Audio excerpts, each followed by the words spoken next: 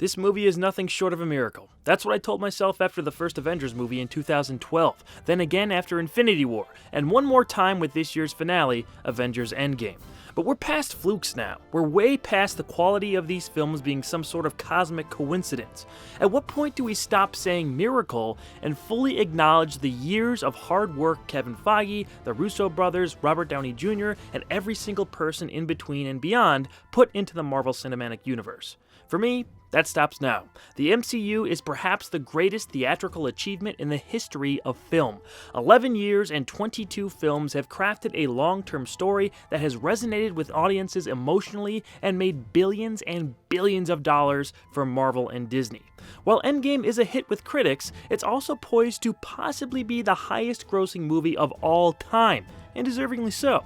I did an initial reaction spoiler-free review the same night I saw this film, and I wanted to see it one more time before posting this spoiler review.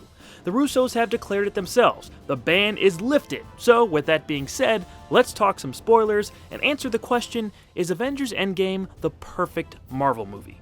The length of this film is something many people were talking about. 3 hours? When will I be able to pee? It's understandable. However, upon seeing the movie the first time, I didn't feel those 3 hours. I mean, it felt like we were seeing a longer form epic story being told, but the length didn't bother me at all. A credit to the pacing of this film. The second time I saw Endgame, this movie went by faster than a Thanos snap. I could not believe how quickly everything flew by. In my reaction review, I said I thought the movie was front-loaded with too much comedy. While I do think there are some strangely out-of-place scenes earlier in the film, specifically involving Hulk and Thor, it didn't really bother me much this time. Fat Thor has been a point of discussion, and I'll admit I kind of hated this the first time I saw it. In the second viewing, Chris Hemsworth's damaged character morale shined through, and I really enjoyed most of his arc.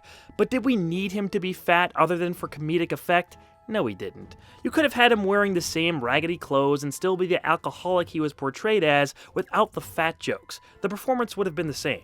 Hulk is another matter. This half-Hulk with Banner's brain idea has been famously done in the comics, and it was pretty neat seeing it up on the big screen. But I just didn't connect with this cockier version of the character. Later, he serves a better purpose, but in his first few scenes, Professor Hulk was kind of off-putting. Not a big knock on the film, just a strange choice in my opinion. The decision to kill Black Widow instead of Hawkeye left a bad taste in many people's mouths, and I'm gonna have to agree with that sentiment. The Russos have defended their choice by saying Nat's story is complete with this sacrifice. She went from apparently a pretty terrible person to sacrificing herself to save half of the entire universe. The way Hawkeye was built up though, it just made more sense to me for his redemption to come on Vormir. Plus, Black Widow is pretty clearly a more popular and marketable character. I know we're getting a movie, finally, but I think she deserved to be there at the end. And like I said, it just makes more sense story-wise. I love just about everything Captain America in this movie. Chris Evans' evolution as the character is so perfect.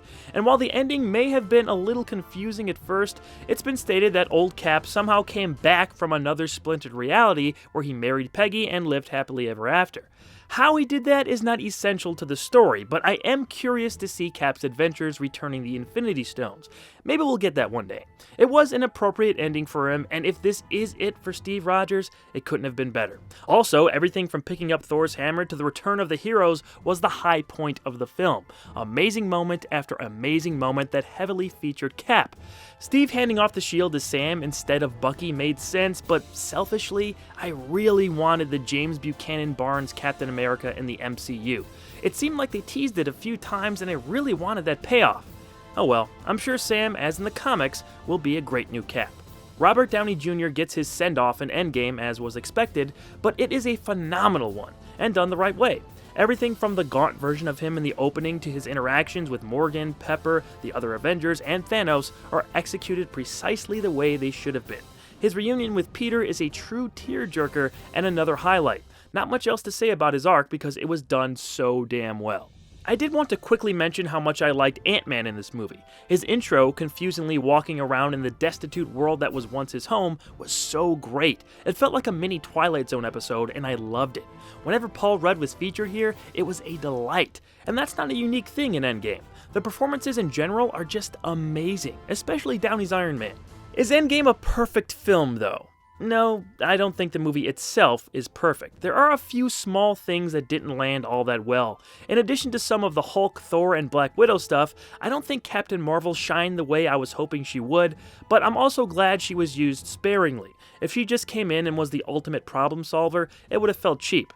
Some of the time travel reunions also felt a bit too hokey, although considerably less so on the second viewing. I was also a bit baffled by how big of a deal they made the Infinity Gauntlet in Infinity War, only to have an Iron Man hand hold the stones here. A nitpick, I know. Thanos was dehumanized a bit too. Not the same nuanced character we got in last year's film, but it's also not exactly the same person. Endgame as the ending to this part of the MCU is pretty perfect though. This is a worthy final chapter and one we'll be comparing other finales to for many years.